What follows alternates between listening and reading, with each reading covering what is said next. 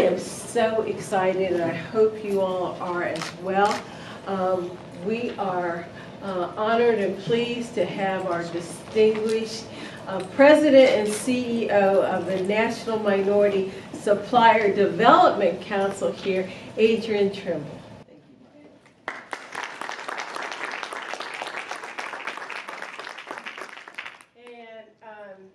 Of course, our chair, John Lozano. Let me just tee it up, right? The newly appointed Vice President of Missile Systems for Raytheon, over our $4 billion of procurement that all of our MBEs want a little bit.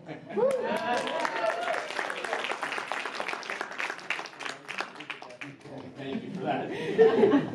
So without further ado, what we're going to do today is have just a conversation.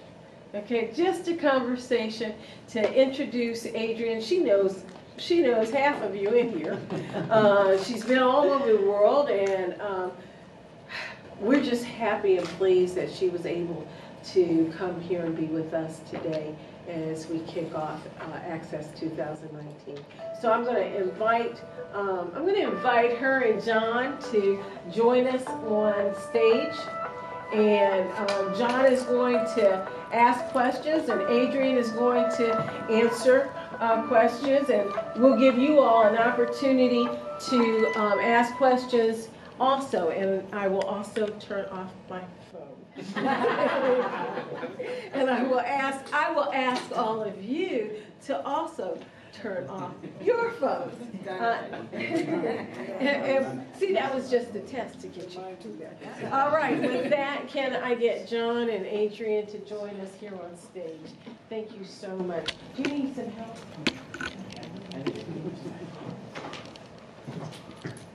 Are these on?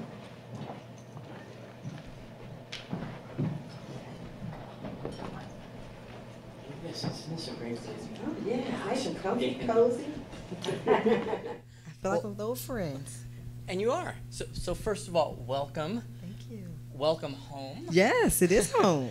And we can't thank you enough for taking time out of your very, very busy schedule to meet with all of us. It's exciting to hear your perspective, and I understand most recently you had an opportunity to address a much more formal group. I'm hoping this won't be nearly as intimidating. But thank you again, and we know you're busy, and we do appreciate your time. We have a little bit of a tradition here, and we have something called a 5-word challenge, and it describes what a company or organization does in 5 words or less. Would you mind sharing with the audience what NMSDC is about in 5 words or less? Making corporate connections for MBEs. I like that. Outstanding. So would you expand? So tell me your thoughts about that. Absolutely. So first of all, thank you all for inviting me here. It's a pleasure to be here with you today. Thank you, Margot, for the opportunity to have time to talk with the audience today, and for a time to actually be at home and have one night in my bed. I appreciate that because I'm all over the country these days. So it feels good to be right here with everybody. So when I think about the role that NMSDC plays and should play and can play, I think it's a great opportunity. A number of people have asked me, well, what made you step away from a career at Toyota to do this? The reason is really because I feel that there is such an opportunity to talk about the economic impact that minority businesses have on our economy today, that we have to make sure that that's being told, that's being resonated, so that people understand this is not a social program, this is not about a handout, this is imperative for our economy to continue the robust growth that we're experiencing right now. When you look at where small business growth is coming from, where business growth is coming from, it's coming from the small business community. And when you look at who's going to comprise of the small business community, it's going to be a diverse population. So if we want jobs to continue to be added to our economy, it's going to come from the small business sector, which is going to be very diverse and even increasingly diverse. So the role that NMSDC has to play, we talk about what the 4 areas are that we have responsibility for. We know it's certification. We get that. We're the gold standard. We do that, and we do it extremely well. We also have responsibility for making those connections, as I said, making sure that we have opportunities to connect and showcase and highlight the capability and capacity of our MBEs for corporate America and understand what those sourcing needs are, not from a contracting perspective, but from a business solution perspective. How can our MBEs help solve some of the more complex problems that businesses have today? And then we talk about the development piece. Our role is to continue to develop and provide resources for our MBEs to continue to grow, build their capability, and be able to transform their business to be able to provide those solutions. Not just for our MBEs, but also for our corporate supplier diversity professionals. We know that a number of supplier diversity leaders come from all parts of the business, not just sourcing. So how can we better position them to understand strategic sourcing and the role that they play as advocates within their organizations? And then the last piece is around that advocacy role, making sure that we are that voice for minority suppliers, and that we're talking about the impact that our MBEs make on the economy, job growth, particularly underrepresented and underserved communities. What a great answer. Thank you for that. I'm so glad that you touched on that it's got to be a business solution, that it can't be about compliance coming from a buying entity. It's got to be about how does it affect our business, how does it grow our economy, and how does it grow the local economy, more importantly. So great answer. Thank you for that. Now that you've been in your role, 9 months now. Has it been 9 months? That's what I understand. Feels like a lifetime. What have you identified as the major goals you'd like the organization to achieve over the next 18 months? So, and that's a very complex question because there's so much opportunity that we have right now. But I would say if I had to think about the 3 things that we want to accomplish in the next 18 months, the first would be, and it's something that I was very committed to and very intentional about when I first joined the organization, and that is providing the infrastructure for the national office to be able to support our organization, the entire network.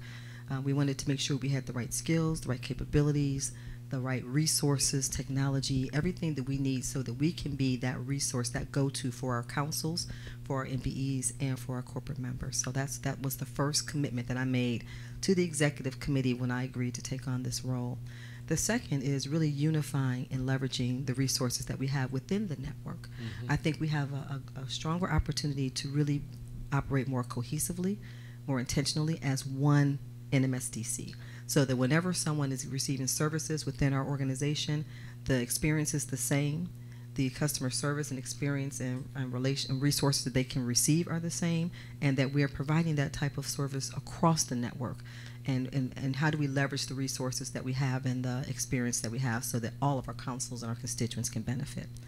The third area that I would say is probably the biggest one for me is making sure that we have the right technological resources in place. We know that there's opportunity for us to have a stronger, more robust process for our corporate members to be able to access our MBEs. We also want to make sure that we are providing a service to corporations so that they can also share their procurement needs within a system. And how do we do this more virtually? We know there's time and resources to be able to have events where you have to only come together maybe once a year. How can NMSDC service that conduit to make sure that we can virtually provide these resources ongoing? And that's going to take technical resources to be able to do it. So those would be my top 3 that I'd say I'd like to be able to accomplish in the next 18 months. That's a lot. It is a lot. with the technology changing so fast, how do you stay in front of that? And how do you make that connection? Well, the first thing you do is you bring in people who have the knowledge and resources, like Tammy Wilkins, who's our chief of staff, and has the background in that area. So I think that we have to make sure that we leverage our partners. We know that NMSDC is not a database management company organization. We're not a technical organization. So we need to leverage those that have that knowledge and have that skill set, whether those are our corporate members that can bring that knowledge to us or our MBE partners that can bring that knowledge to us. How do we make sure that we're leveraging the resources that are already available so that we don't step into something that's not our competency? Yeah, absolutely. Thank you for that. So what would you say are the top 2 challenges that you're going to face going forward, and particularly around supplier diversity programs? What are they going to face, and what do you think those challenges are for them going forward? So one of the things I think that's a little disheartening to me is seeing the resources within corporate America kind of retracting as it relates to supplier diversity resources and support. Some of our supplier diversity organizations are, when you look at the leadership roles that they play in their organizations, their companies, they're not at the table when key decisions are being made. So they're kind of at a disadvantage for being that advocate and being that voice for diverse suppliers if they're not at the table as decisions are being made. So that's one thing I think that is a challenge for us, is how do we make sure that the resources within our corporations are prepared and positioned to be able to advocate on behalf of our suppliers. The second thing that I think that's a challenge for the profession as a whole for supplier diversity resources is that we know that budgets are getting smaller. The budgets are not growing for procurement resources, period. We know supply chains are trying to find ways they can consolidate and make sure that they are being as efficient as possible. But you have a growth in terms of diverse suppliers at the table. So how do we make sure that we get away from these targets and goals that are set specifically just for diverse spending and just look at it as solutions overall within the supply chain and looking at it as more holistically and not just saying, okay, we have a 10% target to achieve, so that's all we're going to focus on. It's bigger than that. So how do we make sure that we have the support of corporations to make sure that our initiatives stay at the table and are looked at in a more holistic, problem-solving way versus, again, just being focused on a target or something that we're trying to accomplish? Certainly that's a challenge for all of us in the room as well, and one that we should be willing to take on. MBEs are asking for more business opportunities, and corporations are asking for more sustainable, ready now MBEs. What is NMSDC doing to help these stakeholders be equipped to connect with each other and to bring those business solutions forward? So some of you may be aware that, I want to say it was maybe 2013, 2014, there was a strategic plan that was developed for NMSDC. That plan actually included how can we develop suppliers more specifically for targeted industries. And I think that we have an opportunity to really move that work forward. So as part of the strategic plan, we're now looking at very specifically from a corporation's perspective, we need to understand what are the sourcing needs, not just for today, not just for this year, but we're talking 2, 3, 4 years out so that we can help our MBEs get prepared. And once we can understand where that growth is going to be coming from, where those needs are, then we can take a look at the MBEs that we know of today, and then we can say, okay, here's what the corporation's needs are, here's where MBEs are, here's the gap. Now, how do we fill the gap? How do we develop specific programmatic resources for our MBEs, capacity building? How do we look at maybe where there could be some strategic alliances developed where one MBE may have a particular skill set or capability that another one doesn't have, and we partner them up so they can work more strategically together? But I think we have to do the due diligence of understanding what is the need first. And I think that's where NMSDC has a great opportunity, and that's part of our strategic plan work that we're actually beginning to pilot in 3 industries, in the automotive industry, the retail sector, and the technology sector. Great answer. And it starts with dialogue. It starts with communication. It starts with that exchange. And it starts with the affiliates as well. I mean, everyone has to be having that conversation to derive that insertion of those connection points. So 9 months, you came from Toyota, and you came from their continuous improvement philosophy. You grew up with that. What do you see as the most important area for improvement within the council? Oh, that's a loaded question. Because, I mean, and again, and Bonnie can attest to it, that's just our culture at Toyota. If you don't really, if you haven't been in that continuous improvement cycle, you can almost feel as if though your job is never finished, because there's always improvements to be made. So for me, when I look at now being 9 months in, where do I really see that we have those greatest opportunities for challenge, for continuous improvement? I want to say it's really with our processes and looking at our business processes in terms of the way that we engage our corporate members with our database. How do we make sure that it's a system that works for them, that's user friendly? And that's really by taking a look at what are the system requirements and how do we develop a process that's going to be efficient for them and for the MBEs to have to enter information, as well as for the councils that have to manage it.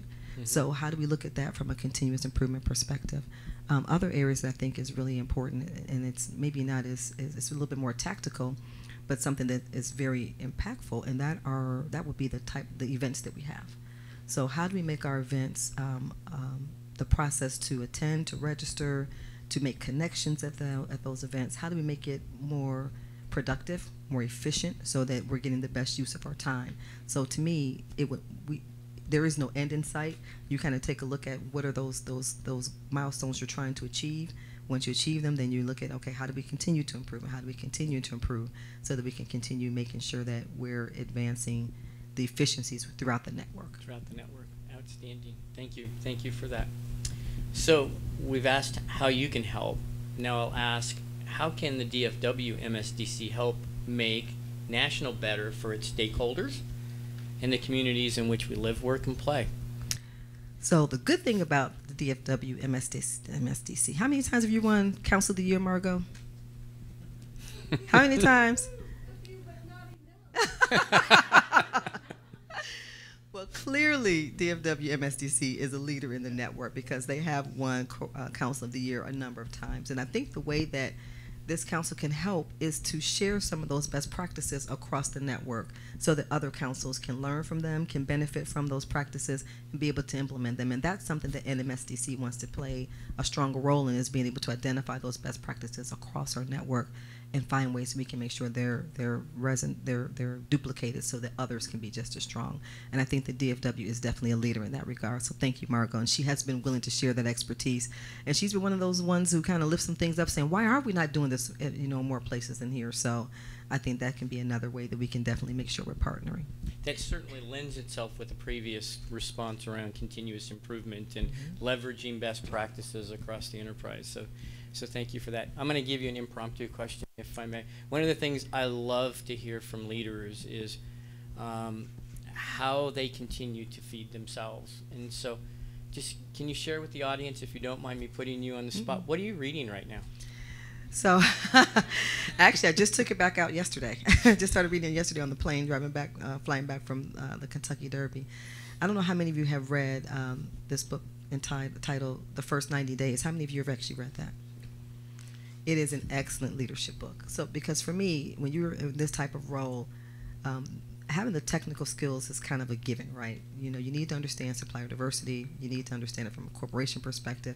But what's really required are the leadership skills, and how do you rally and try to collaborate across so many different stakeholders.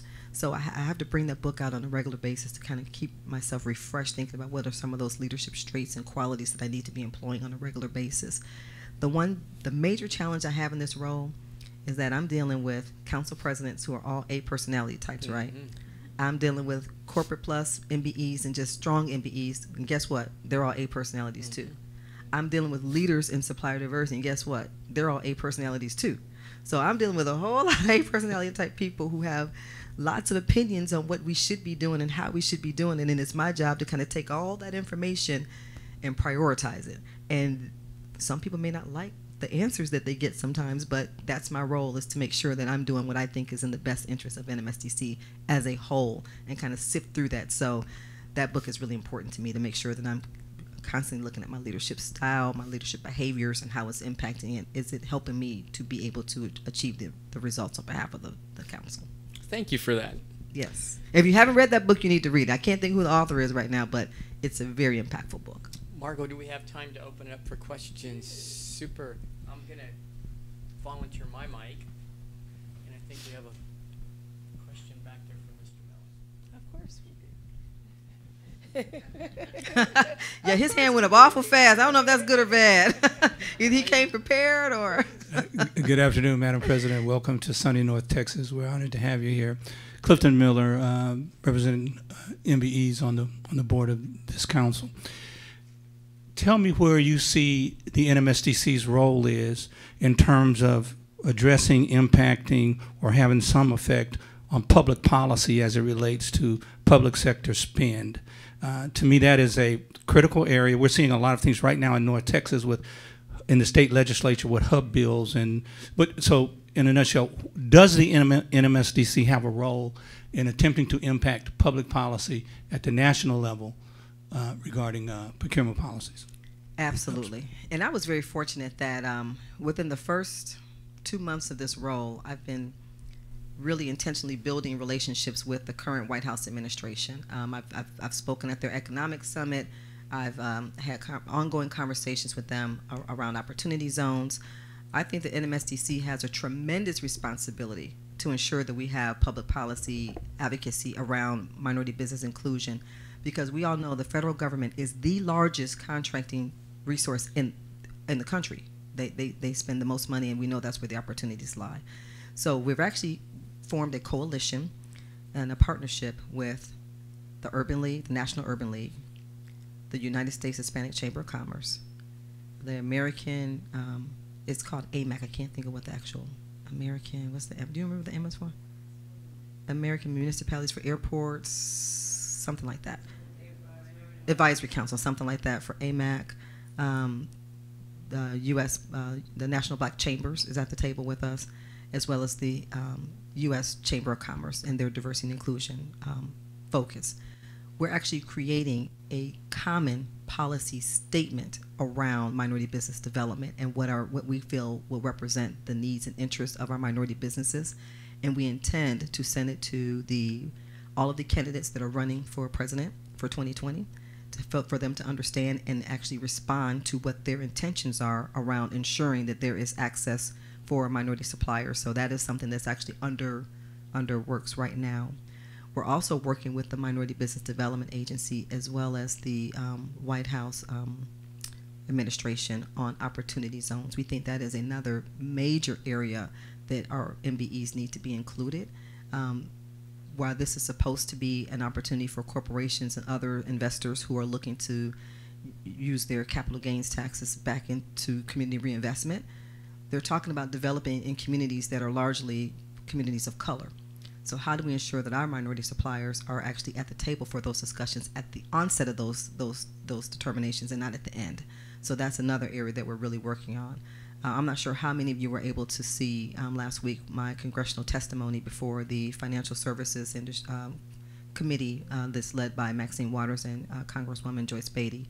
But that was a great way to begin to introduce the topic of minority supplier development with our legislators, because frankly, many of them are not aware. They are focused on the D&I component where it relates to workforce and workplace engagement, but they're missing the whole conversation around the economic impact side of it.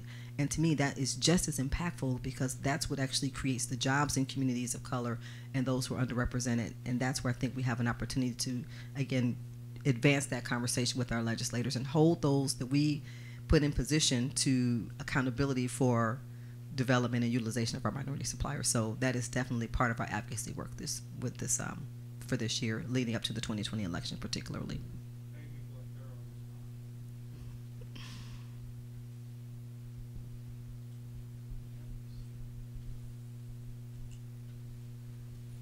What? No other questions, really? Not a bashful group. I know. I came ready.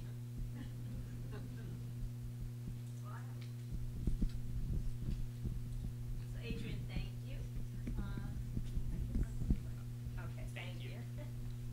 I'll hop over, but I want to show off my my jumping skills. So thank you. You talked about best practices and the need for our. We're all working on the work streams at the council, and one of the things that we really need to do is do that inventory of best practices across the network. Now, our work stream, we already captured a few. So we got one, obviously, from the Dallas-Fort Worth. We have one from New York that they have the CPE, so they're doing something with corporate America and New York, New Jersey Council, and then the Houston Council. Do you already have some of this stuff? Because, I mean, we just took it from our little work stream, but it would be very helpful to have those best practices, especially as the teams are going to be meeting next week and really giving feedback on what we've been working on for our work stream and how to grow the opportunities for MBEs. So thanks, that's a good question, Betty. One of the things so the short answer is no, we don't have it yet. We're looking for the work streams to be able to provide that information to us at the national office, and then we can build upon it. We needed to start somewhere, though, so that's why we thought it was so important for the work streams to take the lead with it, while we continue to build the resources at the national office that can actually begin to catalog that information for us. So we do have a consultant that is now starting to go out and capture that information, but it's going to take some time for us to build it. One of the things I think is going to be helpful is once we get this infrastructure for the national office in place, then we'll have the resources and the structure to be able to capture that information and be able to share it. So that is something that's definitely on our radar screen for this year. So thank you for the work you're doing in the work stream and helping to push that information forward.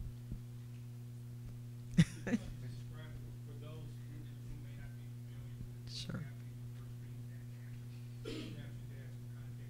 Sure, and I was thinking about that, but I didn't want to belabor the point. But so as part of our strategic plan that I mentioned earlier, we have created work streams because, again, the national office is not equipped to do this work by itself, nor should it do this work by itself. We need the expertise that exists out among the presidents, the councils. We know that the expertise exists among the MBEs as well as our chairpersons. So the work streams have been created to address key objectives within our strategic plan. One of the work streams supports corporate member retention, engagement, and what's the third R? And marketing, yes, telling our value proposition. So that's one objective. The second is for the MBEs. How do we develop capacity for our MBEs? The third is around operations or operational efficiency for just the network itself. The fourth is around our technology, and then the fifth is around the advocacy. So those are the 5 work streams that we have, and then each of these groups is addressing 2 to 3 objectives within those work streams. One of the things we have to be careful about, though, is that we don't overpromise and underdeliver. So how do we prioritize the work, make sure that we can have some wins so that people can see that NMSDC is trying to transform what we're doing to make it a stronger network for our constituents.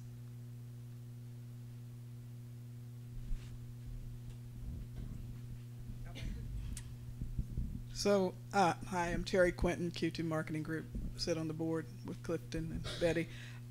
Question, Adrienne, just in terms of, we talk a lot about capacity, and here in Dallas, Fort Worth, we've kind of stopped using the word capacity and talked more scaling because it varies by industry. So my question is, what is NMSDC doing to engage the industry groups, the national industry groups, and where they're headed with that?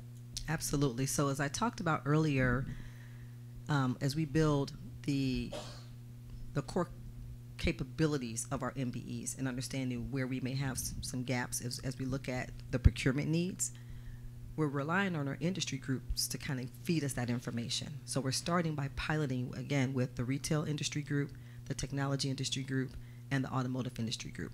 For those sectors specifically to tell us, again, what are their long-term sourcing needs, so that way we can understand what MBEs we have today, what their capabilities are today, and how do we help them grow or scale to be able to meet those needs in the future. So that is definitely what the model is, and once we get past that pilot, then we feel that we can roll that out more holistically to the other industry groups. So they play a vital role in this and being able to provide that procurement forecasting.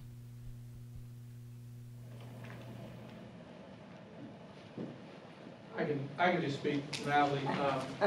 Talking about industry groups, one significant contributor to GDP is healthcare.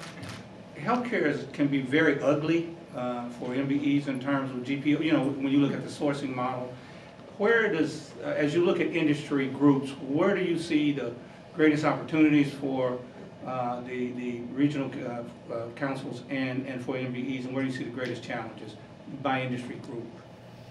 So let me start first with, I would say honestly, the group that I think we have the biggest challenge and the biggest opportunity is in the technology space.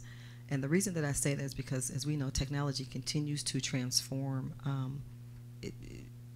at light speed. And we're already hearing from members within our technology industry group, and that's comprised of companies such as Apple, Facebook, Amazon Business, those who are big, HP, those who are big in the technology area. And we're already hearing from them. And if you look at the data, the reports, we know that their spend is nowhere near where it could be, considering what they actually spend in terms of their technology. So we already know that that's an area that is underutilized. So and we're hearing it from them specifically saying, we want to engage diverse suppliers, but we don't know how to find them. They're not ready. Those same reasons that we hear over and over. So we're trying to address that industry very specifically and intentionally, so that we can again get on the end of this, on the front end versus the back end. The second area that I would say is probably just as challenging, I would say it's maybe a toss-up. I think financial services continues to be an area, because when we look at the utilization of professional service MBEs, the areas that we're really trying to impact are normally not covered under traditional supplier diversity strategies, or even procurement strategies. When you look at treasury and legal, things of that nature, how do we get more accountability around those types of areas where we have the utilization opportunities for MBEs to fall under professional services, and financial services industry tends to be one that utilizes heavy suppliers in that, or vendors in that space, but not many minority vendors. So how do we get more accountability there? And the third one I would say is healthcare, simply because it's so large, it's so impactful. I was having a conversation just this weekend with, we had the opportunity to participate in, at the Kentucky Derby. They held a diversity Derby Summit, and we partnered with the Healthcare CEO Council. So at this meeting, there were, of the 12 largest healthcare providers in the country, 7 are located right in Louisville, and they were at the forum, the CEOs of these organizations. And it was really enlightening to have a conversation with them, because they don't really look at it from a diverse supplier perspective. They look at it as small business. And to me, that's a little misleading, because they're capturing their spend under small business versus breaking down that small business by demographic. So I'm really going to be working with them to challenge them on that perspective. And I think we'll have the opportunity to penetrate that area even more by looking at some of the members that we have that's serving as on the board of directors at NMSDC, and getting them more engaged in this conversation and talking more specifically to the CEOs and the C-suite individuals of the healthcare field, because I think that is a great opportunity for us. So they know it's coming, kind of put them on alert last week.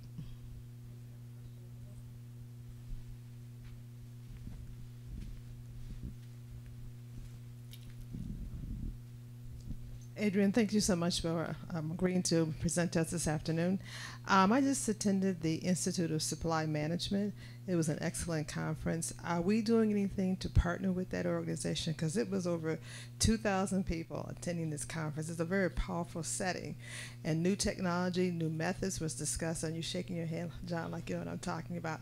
But I think it's an opportunity for us to partner with them, because they I also had an opportunity to attend a smaller session with minority students, and actually minorities in this field. And so I just wonder if we're going to build a relationship with the ISM as well. That's a great question. Actually, I'm sitting here just bursting, because we actually are in the process of signing an MOU with ISM, because we definitely see that we have opportunities for reciprocal and mutual benefits to both organizations. One of the areas that we're looking at partnering with them on specifically is on some of the content development for our programmatic needs for our corporate supplier diversity professionals. As I mentioned, many of them come from different areas of the business, and we feel that we can maybe utilize their expertise. The second area that we're looking to partner with them on is bringing our diversity knowledge to their organization. They had a focus on it at one time. My understanding is that's kind of waned over the years. So they were looking to NMSDC to step into that realm now and help them build their programs. And we're looking at some of the things that we can do, even with their events and our events, how we can have some joint opportunities for those, as we make those connections. So we're hoping that we can have this MOU signed by midsummer, so we can announce it more fully, and then they will be engaged in our conference in Atlanta. They've already committed to that, and we will be engaged in their conference next spring. And we're doing that actually as ISM, the $1 Billion Roundtable in NMSDC. So stay tuned on some additional information coming out on that. Are there any other questions? All right. I'll close with one more, if I may. Absolutely. So we asked what the DFW MSDC could do to help, and you've got a much larger group sitting here. So what would be your ask of this group in closing? Well, the first ask, and it's going to be a little selfish, a little self-serving, but my first ask is patience. And the reason why I say patience is because we know that there's a lot of opportunity that we have to address some of the challenges that we are facing today, but it's not going to be changed or resolved overnight. So I'm just asking for patience to help us work through what some of those challenges are, prioritize where we need to focus, and then allow us to be able to begin to get some wins. I know that people are excited about, okay, we're hearing about this new direction, but they want to see, faster results. And blame it on my background, but I am one of those folks that I believe in addressing root cause to problems versus just the symptoms. So it may take a little bit longer to get to what that root cause is, but I truly believe if we can really address the true challenges it will have a much more impactful outcome for us. So that's the one thing I would ask for. The second thing I would ask for is your feedback on a regular basis. We want to hear how things are going. We want to hear your ideas and your suggestions on where we should be focused. I will say that we can't address it all, but we want to be able to understand it because we're doing this for you. This is your organization. We are here to provide a service to you. So the only way we can do that is if you show up, give us feedback, and participate more fully. Thank you for that answer. Adrienne, thank you so much for taking time out of your schedule. On behalf of the council, again, thank you so much. Absolutely. It's great to be here.